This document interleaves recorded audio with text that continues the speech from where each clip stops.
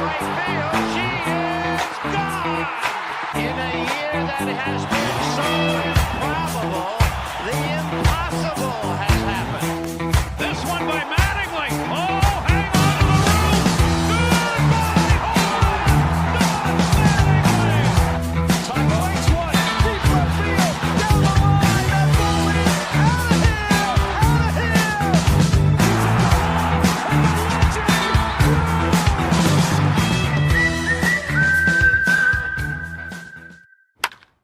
What's up, everybody? Welcome back to another episode of Table Setters, covering all things Major League Baseball. As always, I'm Steve, joined by my tag partner, Devin. What's going on, man? A lot's going on. I mean, what a game, what a series, what a season, what a postseason. I feel like I'm at a loss of words, yet I have so much to say.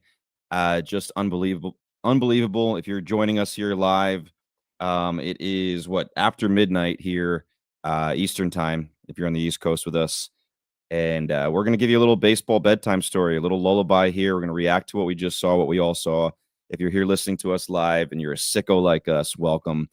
If you turn the TV off and you listening to us in the morning, welcome and thank you for coming. But just it's unbelievable what we just witnessed. And I don't just mean tonight. I mean the last several weeks. Yeah, for sure. This postseason was one to remember. And this game was a microcosm of what we saw, the drama that was boiled down into this one game.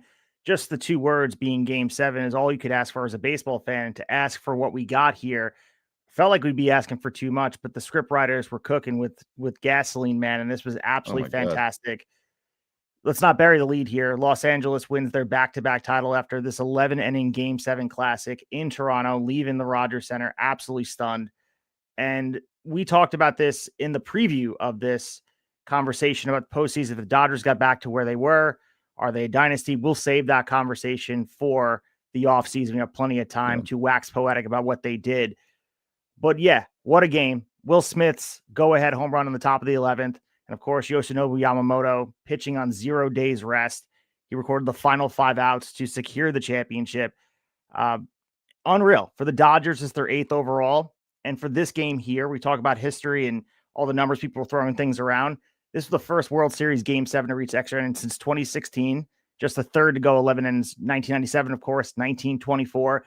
And apropos, we saw the home run from Miguel Rojas looked exactly like the one we saw from Rajai Davis, but this time it went in the favor of that home run. So unbelievable stuff. Yeah, and I think the easiest way to do this episode, we expect it to be a quick one tonight, just as kind of a reaction, and then a few days from now, we'll pick up and kind of reflect on the season and also preview the offseason. I think the easiest way, because so much happened, you and I both said to each other, we both kind of took little notes during the game, knowing that we wanted to do this afterward. So maybe kind of go through and point out some things we noticed, because honestly, at one point, this game felt like it was going to be a quick one. And not necessarily saying we knew the result, but it felt like the game was flying by. And then you have a ton of things happen, and it's just, I don't know. I think we should start from the top, because what a game. Yeah, for sure. Let's start with the top here. And you see the two names headlining. You got Shohei Ohtani versus Max Scherzer. Two very different stories of how we got to where they were. Obviously, Shohei Ohtani eligible to remain in the lineup as the DH. We know what he's done, taking the mound in the first inning, covered in dirt after being on base. It just kind of represents what he has been for this team and just the superstar that baseball needed. And obviously, you talked about it in our group chat. I know you've talked about it on X. At Table Setters Pod, by the way, you were a little bit hesitant to co-sign having the veteran Max Scherzer go out there.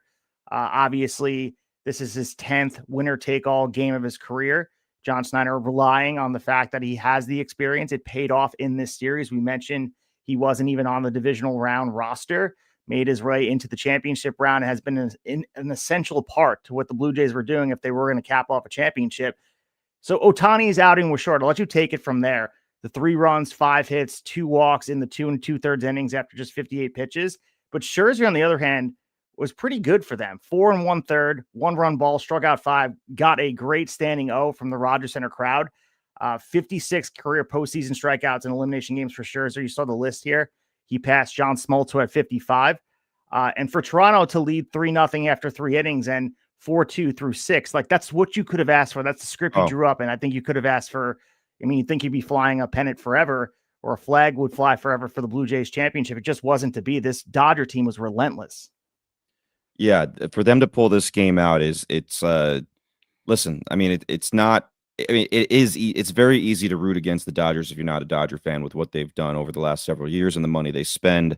But you got to give them a lot of respect for this game specifically. Like, they were not playing their best baseball all series, especially offensively. Yamamoto might have been the only starting pitcher that really showed his. I can't even call it an A game. Like, it's more than that. But the other three, weren't bad, but just weren't dominant like they were in the previous series. But to go back to Max Scherzer, I made the point on Twitter to say, like, yeah, he won a World Series as recently as 2023 with the Texas Rangers. But to be honest, that almost felt like one of those things where it's like you get an A+ on the group assignment, but you barely participated. Like, he didn't do a whole lot, over a 6 ERA in that postseason in 2023. And I know he's looked decent this postseason, well rested, but it scared me tonight going into it, just because he gives up a lot of home runs at this point in his career, and I don't know, I didn't know what to expect, but as good as you're going to get. I know it wasn't a long outing, but he gave you exactly what you needed. I felt like he was putting the pitches where he needed to put them and where he wanted to put them. He was hanging a few breaking balls early in the game, but he got away with them.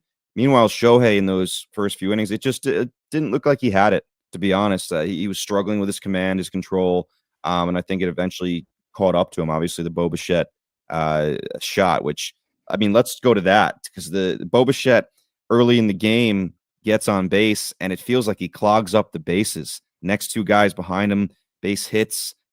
The first one, a normal Bo Bichette's going to go first to third pretty easily, especially with Teoscar Hernandez, nothing to write home about in right field.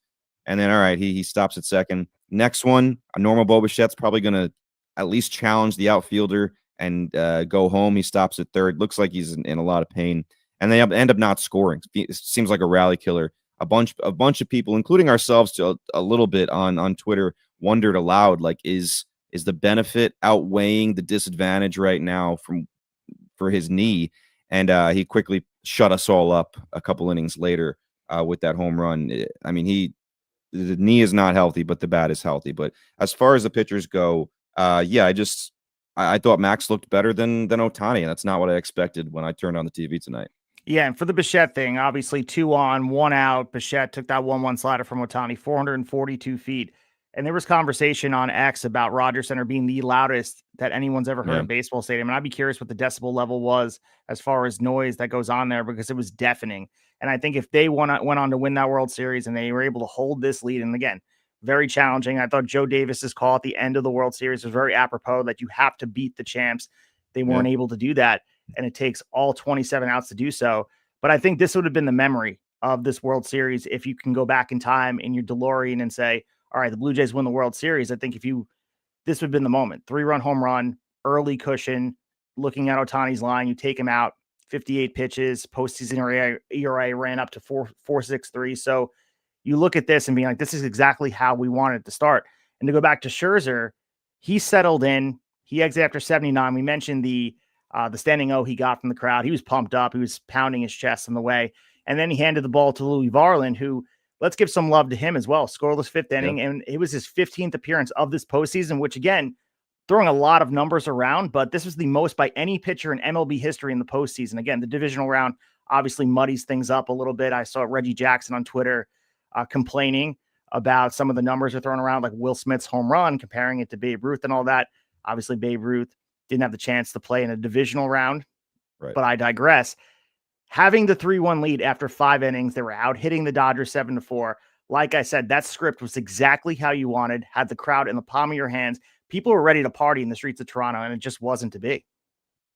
I mean, there's going to be so many things just burnt into their brains for years to come, and the players on that team are going to replay so many things in their heads of if it just went a little differently, like we had that. It goes back to even Game 6 with second and third no outs. Looks like it's going to be they're going to be able to tie up the game and extend the game, and that rally just flames out as quickly as I've ever seen a rally flamed out. But to go back to before we move on from Ohtani pitching, I mean, another point to make here was there was some complaints early on from John Schneider, and also, they were talking about it in the booth and talking about it on Twitter, of course, about, when he was hitting or on base, it took him a long time to get out to the mound, and the umpires were giving him a lot of grace as far as like how long he could take to warm up. And People were not exactly happy with that. And I know there's a rule about how long they can give him, but basically the timer starts when he starts exiting the dugout to get back to the mound. But it does seem like he was abusing it a little bit, and the umpires didn't really want to step on toes tonight in a game 7. But to me, that seems like maybe a little bit of a gamesmanship on Ohtani's part.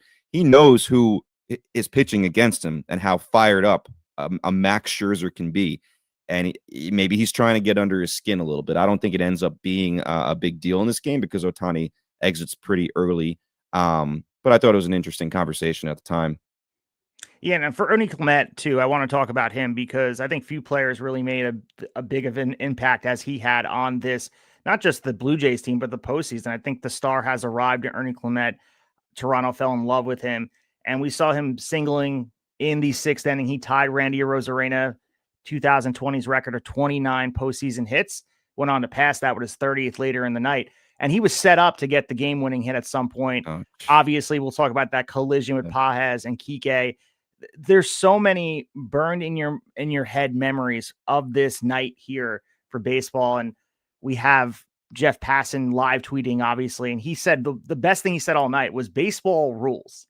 And that's exactly what this is. As I'm watching this, and obviously we don't want to be doom and gloom, but when you think about just what looms ahead in 2027, and we will talk about that in the offseason, you can't help but think of what a good place baseball is in. Whether the Dodgers won or the Blue Jays didn't really matter. This game was absolutely electrifying. And like stars like Ernie Clement getting the chance going there, adding the double in the 8th, 30 hits this postseason, which sets a new MLB postseason record, finishes October 469, 30 for 64, 6 doubles, 6 stolen bases, 12 runs, a 493 OBP, and he's batting 8th in that lineup. We want to talk about depth of this Blue Jays lineup. People will love this Blue Jays team for a very long time, and they would have loved them a little bit more if they were able to immortalize themselves as champions. But let's not let this team go away. This American League Championship banner that will hang forever. Yes, you were the runners-up to the Dodgers, maybe a dynasty team, but a guy like Ernie Clement, what he did at the bottom of that lineup, you have to remember it for all it was. And maybe we saw a star being born that will continue on into 2026 and beyond.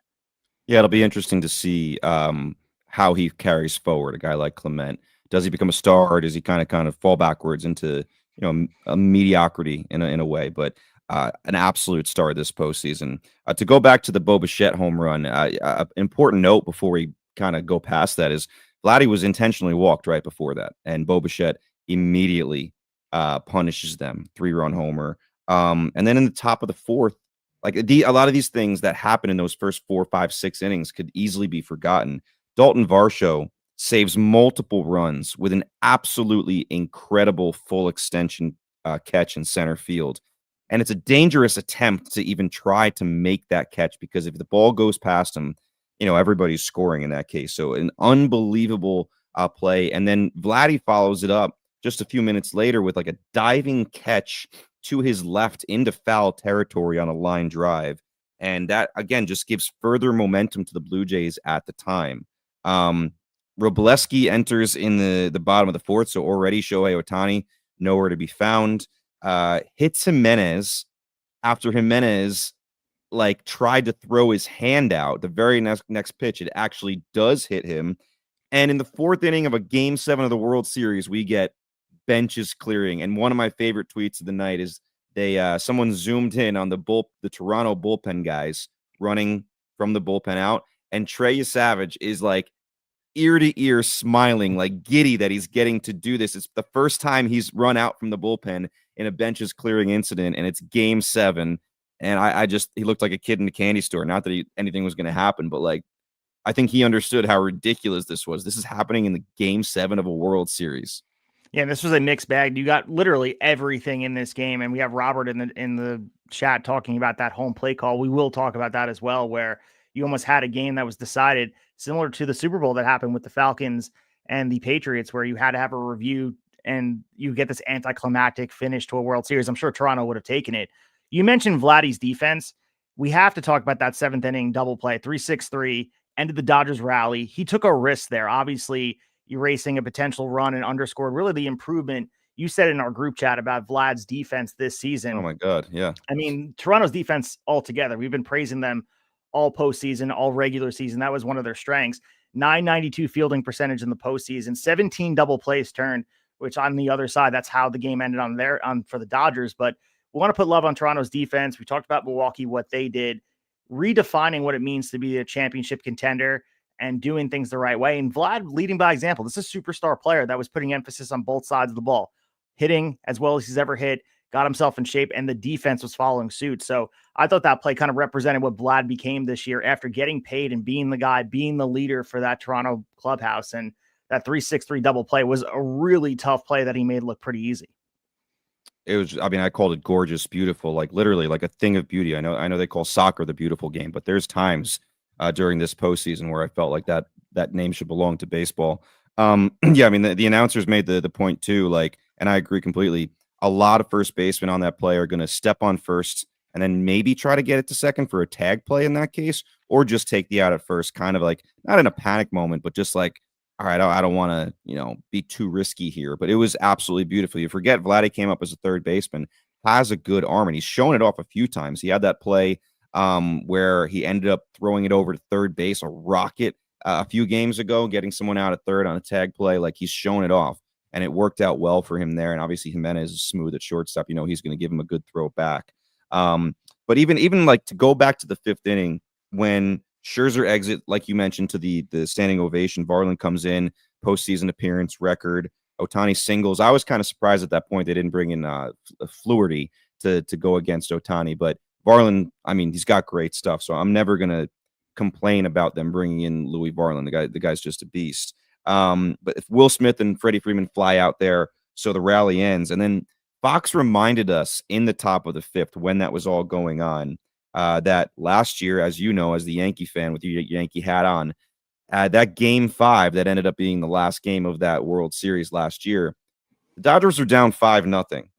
Right. And they come back to win 7-6. Obviously, there's the inning with all the errors and all those things. But that is, I had already was feeling this way. But seeing that, even though I hadn't forgotten about it, just kind of really hit home like, yeah, the Blue Jays need to score some more runs here. Like this, I don't know. I don't dislike the rest of the pitching plan that they had, but I started getting a little worried in that case. Glasnow looked smooth for a little while there. And I don't know. I mean, Bassett comes in the 6th for the Blue Jays, and he's throwing all kinds of loopy stuff. Didn't look like he had his A game. The Dodgers have seen him a little bit now. Mookie leads off. First 2 men reach. Teoscar grounds into the fielder's choice at second. Edmonds sack fly. We cut it to 3-2. Kike singles. And then Savage gets up in the pen. We see, I guess at that point, that's when he comes in, right? Rojas up. Yeah, Rojas, yep. 6 for 12 versus Bassett. So I'm seeing that stat. Ohtani on deck. They go to a full count. And at this point, you're like, all right, Rojas is getting a pitch to hit. And that is the only point where I was worried about a Miguel Rojas home run at that point, because you think he's going to get center cut. Little did I know that was going to be something that we were going to see later. But just deep breath from Bassett when he gets out of the situation. But you just felt like it getting real tight. But then the Blue Jays come right back and they get that extra run to make it 4-2. And you start feeling like, okay, they're going to keep on putting the pressure on. They might be in a decent situation here. Yeah, and even when we get to the 8th inning where Muncy was up and hits that home run, you have Trey Savage, you mentioned, coming in, and he was amazing. Everything you could have asked for from a rookie. We mentioned him before, obviously making the start and being in single A this year. First round pick from East Carolina, if I have that correct. This is like a guy who's been doing his thing. And we had Ben Upton, a friend who's been on this podcast, talking about the disrespect from the announce crew, Joe Davis and John Smoltz, about Trey Savage was someone that no one knew his name, but Ben Upton was making the argument that he should be in the same conversation skill level as a Paul Skeens. And if you follow college baseball, Trey Savage, I mean, stayed loyal to ECU, did what he did. Paul Skeens obviously went to LSU, took the NIL money, and then went on to the major leagues at a young age. It's just 2 different paths, but exponentially 2 very talented pitchers and a different stage. I mean, Savage got to do it on this stage. Paul Skeens hasn't been able to do it on this stage. Obviously, probably going to win the NL Cy Young, but I'm sure Paul Skeens would kind of switch roles with Savage if he had the chance to be in a championship series or even a World Series. But I digress. Trey Savage struck out 1 in the 1 2/3 innings, but he made that one mistake, that splitter, that Max Muncy, 102.2 miles per hour, 373 feet to right field, wound up being his 3rd home run of the postseason. and cuts the deficit to 4-3, where you're starting. I think even the announce crew said all these single and the solo home runs add up. And that's really where we were setting the stage, because that insurance run at the time, obviously huge, 4-2. Muncy comes up unassumingly, makes it 4-3, and you start to kind of grip a little bit tighter. And all of a sudden, you get Rojas in the ninth. So I'll kind of set the stage for you there, where a 4-3 game, you kind of think you have it there. Down one in the ninth, the Dodgers turn to the bottom of the order. And for Miguel Rojas, 3 for 13 in the postseason. This is a guy you did not expect. All you want is him to make contact. You want him to get on base somehow. For you to get a 357-foot solo home run off of Jeff Hoffman to tie the game. I mentioned Rajai Davis. It looked just like the home run we saw at the 2016 Game 7 World Series for Cleveland against Chicago. But we didn't have a rain delay that kind of changed the shifting of the winds here. So that, I know the Cleveland fans always point at that rain delay. Unbelievable. And you mentioned names too. He's just the second player in Major League Baseball history, Devin, to hit a game-tying or go-ahead home run in the ninth inning or later in a Game 7. The only other player, Bill Mazeroski in 1960. And everyone's like, oh, was it Joe Carter? That was a Game 6. This is a Game 7 where you have this home run here. Unbelievable from a guy. And then made some plays defensively. It was like, who is this guy? Unbelievable. Yeah, I mean, he's always been more known for his glove, just a solid veteran dude that knows what he's doing. I think he already said, like, at some point earlier in the season that not this year, but I think next year is going to be his last year before he retires. I'm pretty sure that's what he meant when he said that. But yeah, he's all over this game, whether it be in the box score or just watching the game, seeing him make plays. But again, so you talk about the Muncy home run cutting it to 4-3, and it's an absolute bomb, no doubt, or just a mistake pitch by Savage leaves one up there. The only doubt was if it was going to stay fair at first. Like, even Muncy's kind of watching it, but and Smoltz is in the booth. He's been saying this a lot, almost like AJ Pierzynski a few series ago was just like saying bunt every play. Smoltz has been talking now about like wanting the Dodgers hitters to move up in the box against Trey Savage's splitter, which they wouldn't do, but he gets a hanger and punishes it. And then Savage gets out of the inning with the double play that you referenced earlier, the beautiful double play by Vladdy and Andres Jimenez. But at that point, it's 4-3. Clement comes up and leadoff double. And you're like, all right, Blue Jays are going to do what they need to do again. They're going to add on. And it just doesn't happen. Dodgers bring in Blake Snell, and it's the best work Blake Snell has done in this series. And he had 2 starts, but this was the best thing he did. He strands the runner at second, and it stays 4-3, which obviously is enormous in what happens with the Rojas home run. And I said with the Jeff Hoffman thing, they bring him in for a 4-out save. He's been fantastic in the postseason. He got hot at the end of the regular season after struggling for months. And I think a lot of people remember those struggles more than they remember the hot streak. But before this game, at a 0.82 ERA in the postseason, I believe 16 strikeouts and 11 innings pitched. He was striking out lots of dudes. Looked great. Problem is, you look at his numbers for the regular season, 1.99 home runs per 9. So almost 2 home runs per 9 innings. It's a rough number. It's not a great number for your closer. Yeah, there's some worse numbers out there than that, but it doesn't leave you in a great spot. And he puts himself in the same situation with Rojas that we saw earlier, where you can't walk the guy and you get to a count where you're about to walk him. You can't do it because Ohtani is on deck, right? We're all at this point tweeting and talking in our chats, and everyone is wondering aloud, if Ohtani gets up with a man on or not a man on, whatever. So let's say he gets on with nobody on, they're down 1, 2 outs. Do you intentionally walk him and put the potential go-ahead run at the plate? No one's even thinking about Miguel Rojas. Like we're thinking he might get to first, but no one's even thinking about him potentially popping one over the fence and turning this game on its head. And he sits slider and he gets the exact pitch he wants. And he said after the game, it's maybe the only interview I watched after the game before we came down and recorded. He wasn't trying to hit a home run. He's trying to put the ball in play, line drive.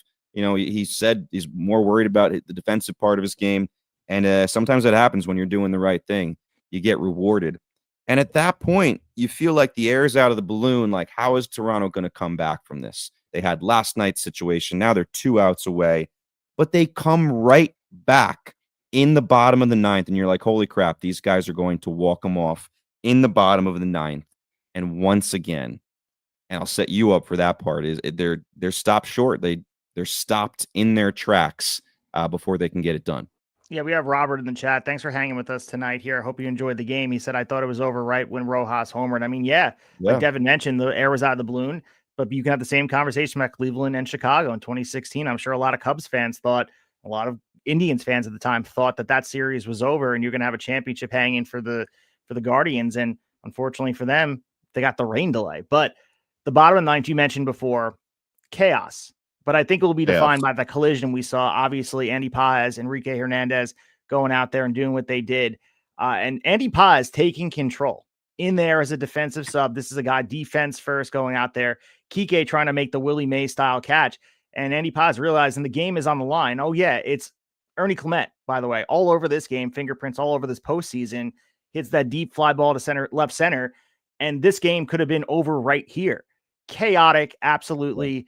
And just trucked over Kike, made the catch, and you see we have Ernie taking off his helmet, could not believe it, and it set the tone for really what was going to happen the next couple of innings, where you have all this magician escape artist for all these guys breaking out of these jams. It felt unreal, and like you mentioned, this wasn't even this represents the inning, but the Blue Jays had so many opportunities to walk this game off just in the ninth inning alone.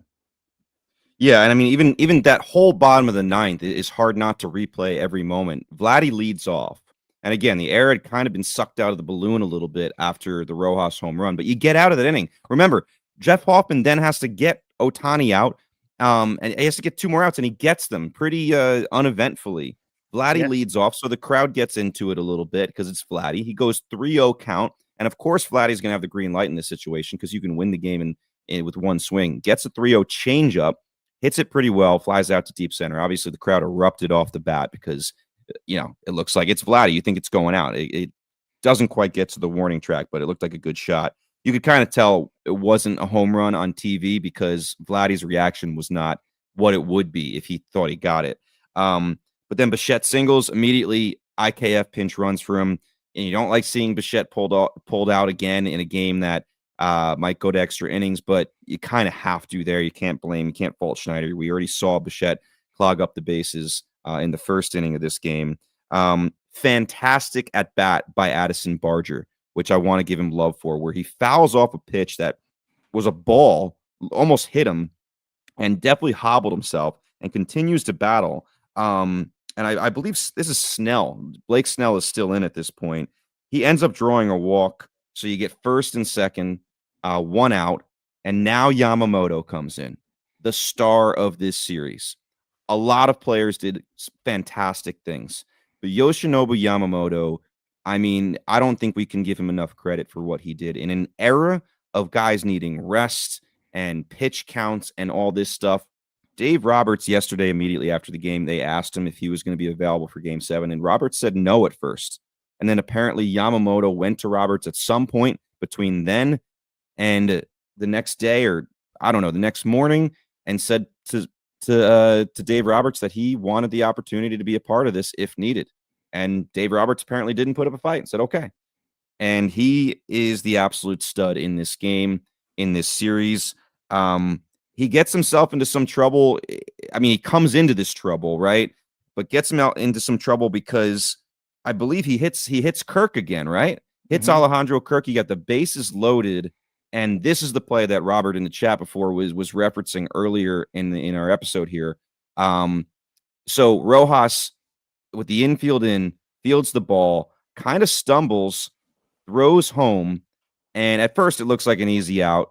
And then the replay shows that Will Smith's cleat comes off of home plate seemingly a little before he caught it. There's multiple things to look at here, and I still want to look at this play again because they kind of moved on quickly. I'm going to be honest. They kind of moved on quickly, and I think they moved on quickly because the umpires, when they looked at it, they didn't say the call stands, which just means like there's not enough evidence. They said the call was confirmed, which means there was evidence that showed the call was 100% right. And I thought that was interesting to hear because to me, there's 2 things to look at. A, was his cleat actually down when he first caught it and then it came up and went back down? Was a split second like that? I didn't think so. So then the second question is, all right, the cleat came up. Did it get back down before the runner from third gets his foot on home plate? Which is really hard to look at. Dirt is flying up from the runner's foot, so you can't necessarily see home plate all that well. I was leaning towards Smith's foot got down just in time, or it was a tie, which would go to the runner. But the fact that they said confirmed and not just that the call stood, I still want to go back and look at it again. But again, if you're a Blue Jays fan, if you're a Blue Jays player, like, just you're going to have nightmares about centimeters away from winning the game right there. And sure, for the rest of us, would that be an anticlimactic moment if they win on a review? Yeah, I guess so. But if that was how it went, that's how it went. Blue Jays fans would have gone ballistic.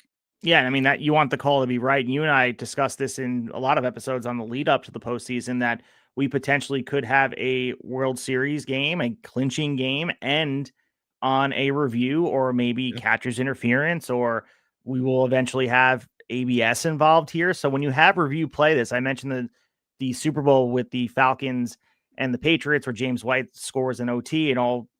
It was delayed because of that. And, you have some moments, and I know that it wasn't in overtime and it wasn't under review, but when Patrick Kane scored the OT goal against the Philadelphia Flyers, nobody knew they scored. So it was like this anticlimactic moment. Yeah. They've leaned into that of being like, it's different. And yeah, the Blue Jays would sign off on that. Maybe Major League Baseball would have been like, we wanted this exciting final out call. Maybe the broadcaster secretly wouldn't have been as happy. But I think, as you said, yes, they said it was confirmed, but I think the important thing was the call on the field was already that he was out. And I think there wasn't enough for them egregiously to crown a champion right there. So I think the call had to be over the top evident. And we got Robert in the chat still hanging with us. He said, I saw the footage in slow motion again, looked like an out. And yeah, it was damn close. Devin mentioned the dirt flying up. It's closer than you'd want it as an umpire standing behind home plate in that spot. But obviously they moved on, like you said. The Blue Jays had other opportunities to win this game. It wasn't just lost in this moment. But that is sort of your, I don't want to say your worst fear as your Rob Manfred. And when we're talking about the elegance of the game, you don't want games to be defined on review. You don't want umpires being questioned about what their call was. But I guess you just want the call right. And I'm not sure that's what we're going to be talking about for this World Series. There's so many other moments that I think this will kind of get lost in the wave of emotions. But Blue Jay fans, like you said, are going to lose sleep over the centimeters in this, but the centimeters in the Kike and Pages play. There's so many options here and even Game 6, as you mentioned, how that game ended, where they were just Barger getting doubled up, like all those inches away from winning a World Series, and to crawl all the way back there to do what it's just. I know Blue Jay fans don't want to hear that, but it's like no. To lose in that way is just heartbreaking. The Pages catch too, man. Like, if you go back and watch that play, there's a few different angles of it. The over the top one is my favorite because you see how far the two of them ran. But Pages makes it look easy how much room he covered. They're obviously playing the outfield in. And listen, there's a few different ways you can go there, but playing in at that point it gives you the opportunity to cut off the bloops, right? The line drives that would usually drop in.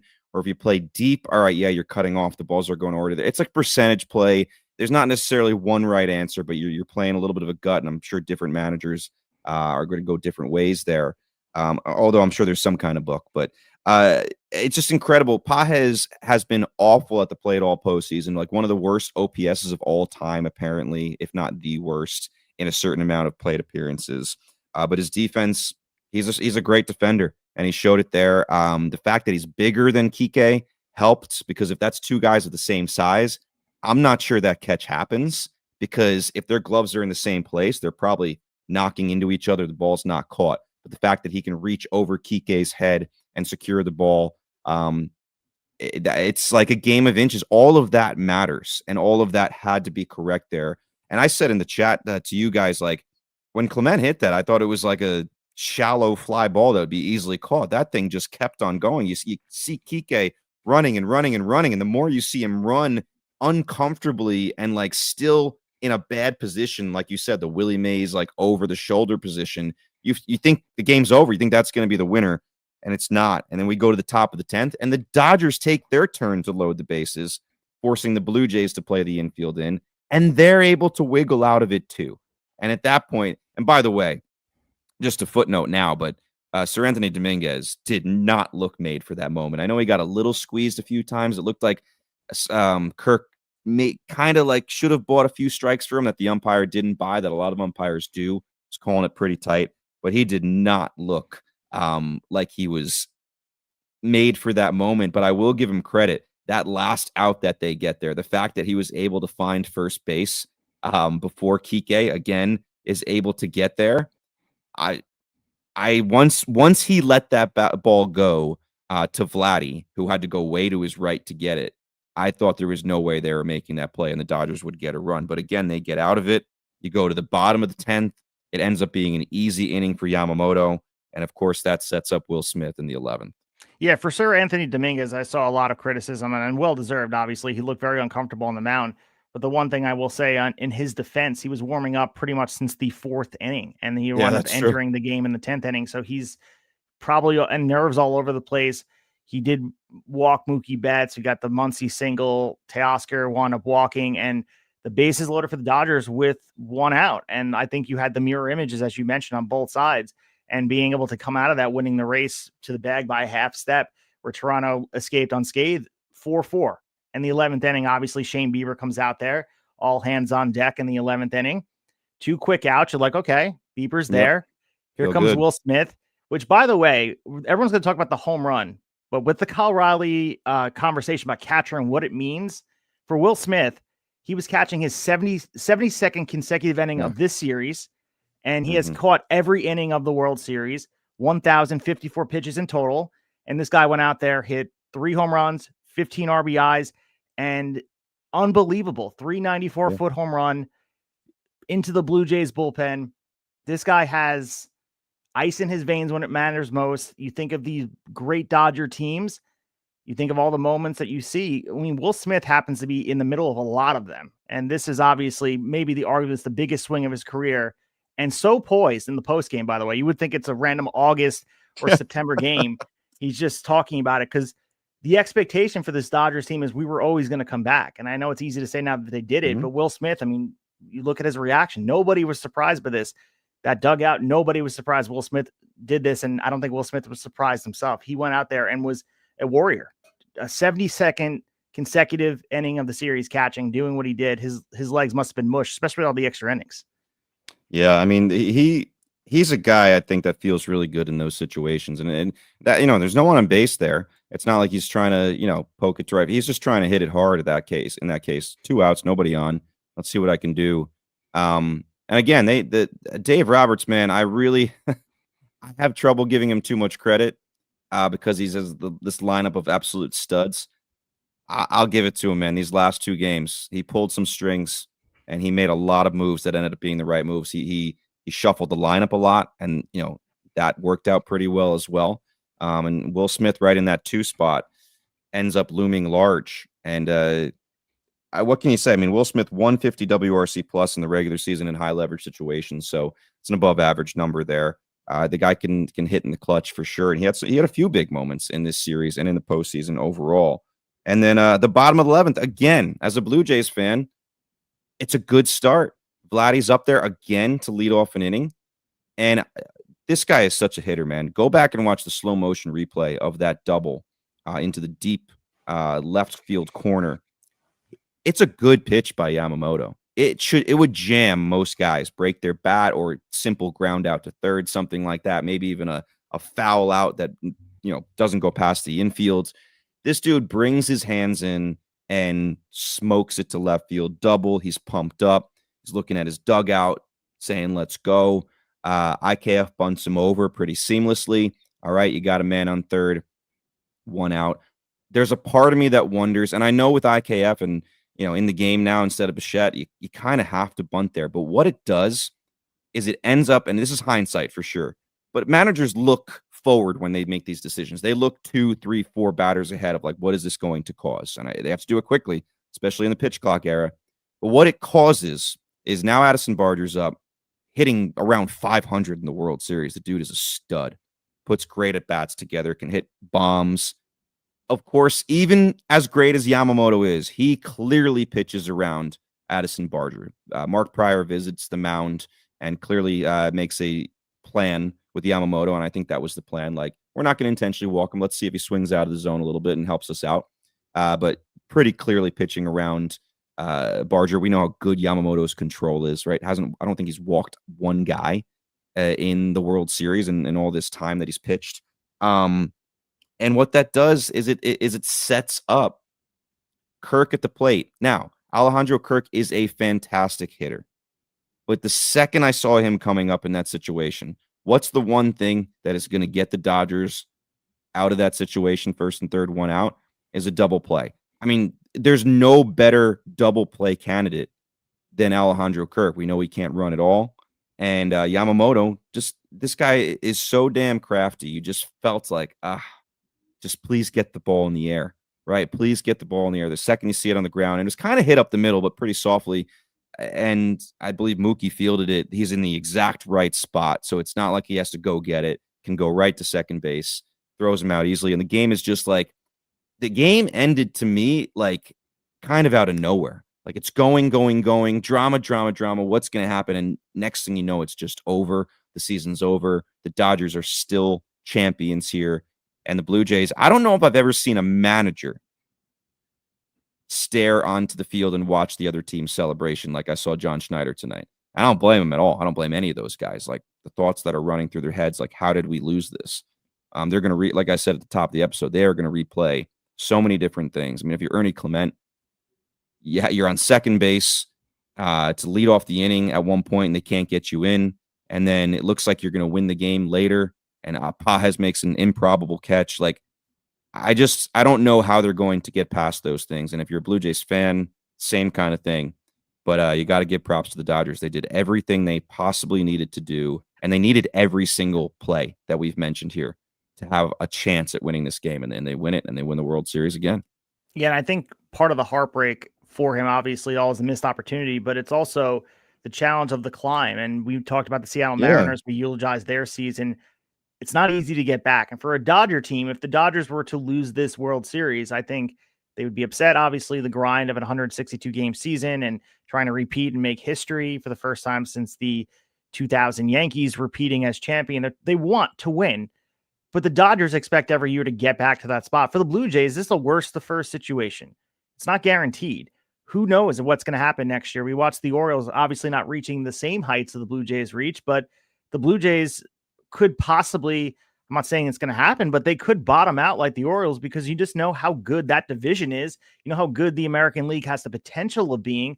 This was the perfect storm for the Blue Jays to get in this spot. So for a John Snyder or these guys that are looking at this as the path to get back, rolling the dice, like how many times do the Blue Jays make it back and win the pennant again? So there's a lot of things to look at and say, yeah, like we're happy with what we did, but it's a missed opportunity to hang that flag and be like, we could be a forever team that every opportunity to do so. There's no reason to believe that this Toronto team couldn't have been a champion.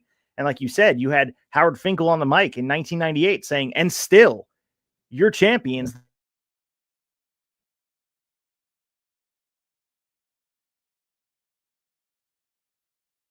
Is our MVP. I think I'm freezing a little bit. Am I good now? You froze a little bit. But Yamamoto is officially our World Series MVP. We have that official. Yeah, it has to be. It has to be. And in a world where Yamamoto is human, Will Smith would be our MVP because, like, I think if it went the other way, Bo Bichette would probably be the MVP as well with all the stuff we saw. So I think all of this is a matter of what if. I just think the Yamamoto piece is so interesting of how this changed everything. Yeah, and these little details are going to come out in the next few hours, the next few days. The little parts of the baseball game that analysts look at. Like one of our favorite accounts, and I know a lot of baseball people follow this guy, the Warmonger. A lot of time he's asked to find like the catch probabilities, which I'd love to see, like the Dalton Varsho catch probability, and I believe the fourth inning when he makes that incredible dive, something like that. The Andy Pajes one with all the room he covered, right? I'd like to see the catch probability on that one. I'm sure we will see the probabilities for those. But he tweeted out an hour ago. So the situation where Rojas is able to cut the run down at the plate where Will Smith's foot almost comes up and costs him the out there and gives it to the Blue Jays. This is what he tweeted. So IKF was on third, right? His primary lead was just 7.8 feet on this. His secondary, 8.9 feet. So only got another foot or so on his secondary lead.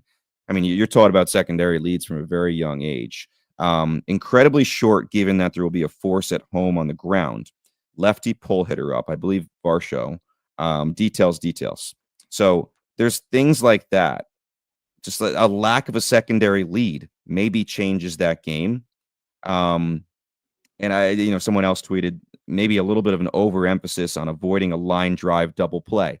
Well, guess what? That's human nature. They just saw Barger get doubled up the night before, not necessarily on a line drive on the infield, but those kind of things stick in players' heads, and they don't want to, they're thinking, I don't want this inning to end out of nowhere like last night. So those things are so interesting to me, and it ends up playing a big part. I mean, seriously, if he gets a better secondary lead, he might score there, especially with Miguel Rojas kind of losing his balance for a minute before he's able to get that throw off. Yeah, and with Yamamoto, what I was saying before I froze up a little bit was he is our World Series MVP, making history. We talked about all the numbers, but just put it in perspective. He's the 14th pitcher in MLB history to win 3 games in a single World Series, only the second since Randy Johnson in 2001. And really, those are the only 2 since really 1968, the last 57 years. So this is historic what we're seeing. Finishes the postseason 5-0, a 1.63 ERA, 37 Ks, 7 walks, and 38 2/3 innings pitched. An absolute monster postseason from him. And like we said, this is a guy who did this on 0 days rest. And I'm not sure if it changes the precedent of how starting pitchers are handled. I don't want to get too far ahead of ourselves. This is just a guy who wants to win. And I think this whole Dodgers team is redefining what it means to go out there and kind of just redefine what a dynasty is. And we'll have that conversation in the offseason. But my question to you as we sort of lead out, this is obviously recency bias and maybe a knee-jerk reaction, but if you had to pick one performance from a World Series, do you look at Madison Bumgarner as being more impressive, or what we saw from Yamamoto and what he did tonight and for really this whole series? It's kind of a cop-out, but I think I'm gonna put it on par. I'm gonna put them even. I'd have to go back and look at the exact stats, because you do kind of forget, what the time in between was and this and that. So I remember it, but I'd have to go look back to really declare a champion there. But you're right, recency bias. It's hard not to just say that it's one of the best performances of all time, but it's partially, like I said before, it's just we don't see this stuff anymore. And Yamamoto himself may have brought back the starting pitcher of like, oh, we need to get these guys that are dogs that are going to go out there and pitch 9 every once in a while. I said before the game was closed, I'm like, this dude looks like he could pitch all night, and he just pitched yesterday.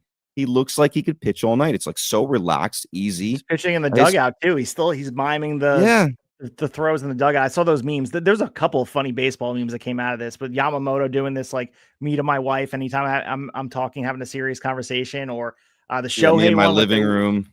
Shohei nodding about and nodding off pitches from Will Smith and saying, I want this one, I don't want that one. People obviously putting some music behind it. Just a fantastic postseason. What an exclamation point on an amazing 2025 campaign, just all told.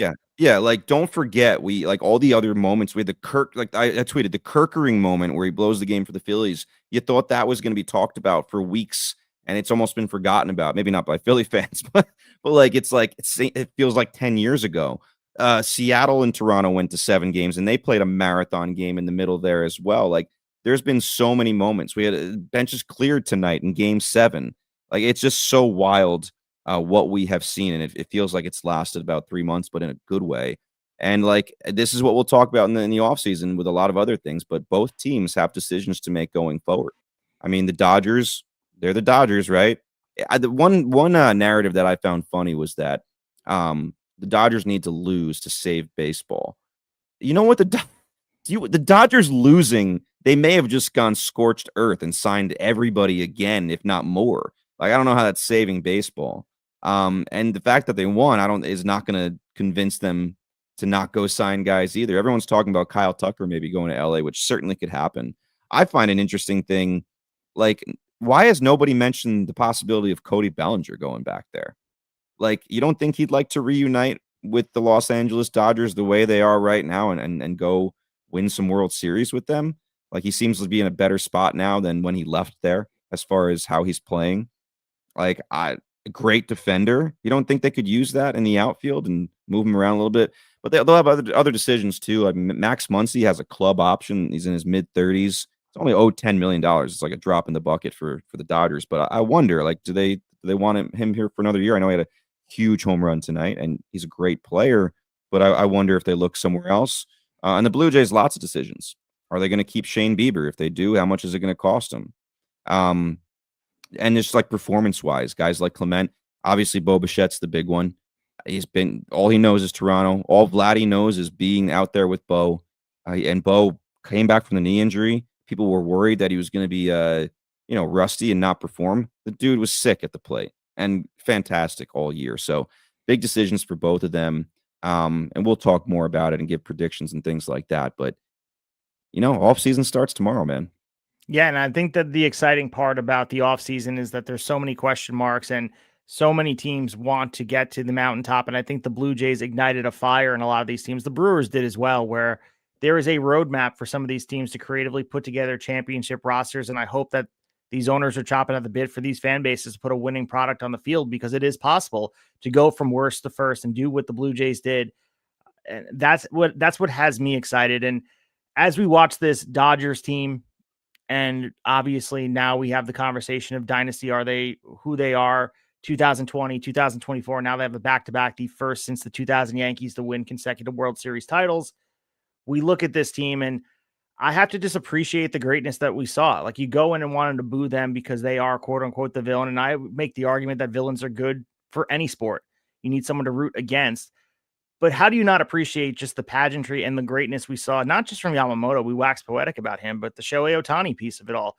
He wasn't firing on all cylinders offensively all postseason, right, but just the magic we saw of him doing it on both sides. And you and I have been skeptics of Ohtani being pushed down our throat, and now it feels like he's a bargain and Yamamoto's a bargain, and they're getting their money's worth. And the Dodgers are this humming machine that continue to create meaningful baseball and memorable moments for their fan base. And as Joe Davis said on the final out, you have to knock the champs out. And Blue Jays gave them everything they could handle, and still your champions, the Los Angeles Dodgers. And just an unreal postseason. So many question marks for the regular season coming up in 2026. The offseason, the hot stove. Hopefully we have some great guests. I know you put some feelers out there, but I'm excited for this. And obviously March with the WBC. We don't want to fast forward too far, but a lot of great baseball ahead, and baseball at this point is a 12-month endeavor. This is not just, all right, let's pick it up when we're ready in the spring. Once the grass starts to thaw, no way, man. We're hanging with you guys 12 months of the year, talking all the baseball. In a lot of ways, the hot stove is when we get our busiest.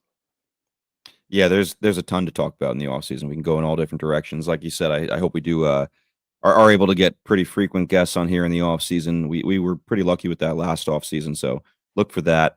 And I mean, just one more thing with the Dodgers. Two guys I'm very interested in next year to see how they do. Freddie Freeman and Mookie Betts. Obviously, Freeman has the huge 18-inning walk-off home run. But other than that, pretty damn quiet. Mookie hits, 130 for something like that, and struggled most of the season, obviously, with the weight loss at the beginning of the season.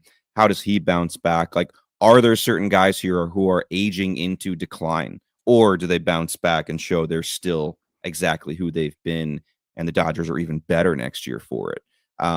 Lots to look forward to watch. I mean, the Dodgers will still be the talk of the town. There'll be a lot of hate towards them. Salary cap stuff that's going to come up over and over. People arguing on Twitter back and forth about it. But lots to look to, man. Lots of big free agents, as there always are. Maybe not that one big fish like we've had the last couple off seasons, right? Soto, Ohtani before that, but still lots of interesting ones that could change certain teams' fortunes for sure. So we do appreciate you guys hanging with us. I know this is a little bit of a shorter episode, but we wanted to hop on here and just have a conversation in a reaction format for that World Series and long form, because we let it marinate for the weekend. I don't think we would have had the exact raw reaction we would have. And maybe our opinion starts to change a little bit as time goes on. And that's the beautiful part about baseball. If you want to support our show, follow us at Table Setters Pod on both IG and on X. Driving conversation. Devin running the X machine over there. Great conversation that will not stop now that the last out of the World Series is over.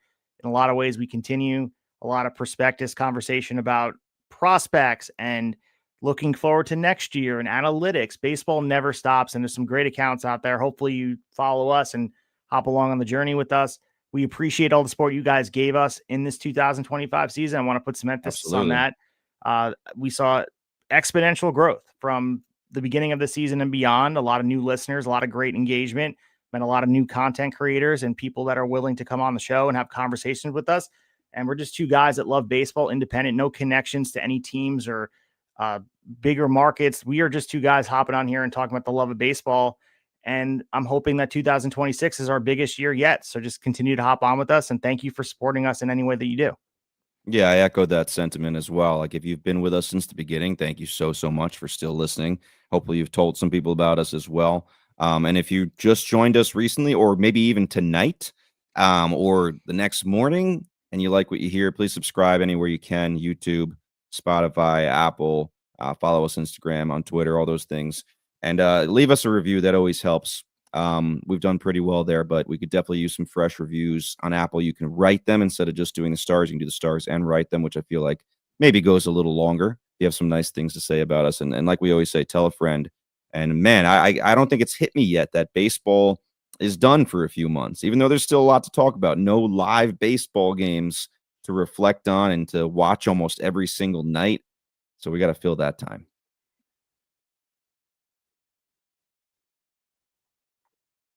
For sure. And we will find a way to do that. We'll give you guys all you can handle this offseason, all the hot stove conversation. As we mentioned, stay tuned to all the socials for future guests. We will be dropping episodes weekly. We're not stopping as well. And that kind of leads us out here as we say goodbye to the 2025 campaign. Congrats to the Los Angeles Dodgers and all the Los Angeles Dodgers fans out there. Our condolences to the Blue Jays fans and all the other franchises out there. But 2026 will eventually dawn, and we will have the chance to crown a new champion. And we'll see if anyone can unseat the defending champions of the Dodgers until another year. We thank you again for listening. And once again, happy baseball. High fly ball into right field. She is gone in a year that has been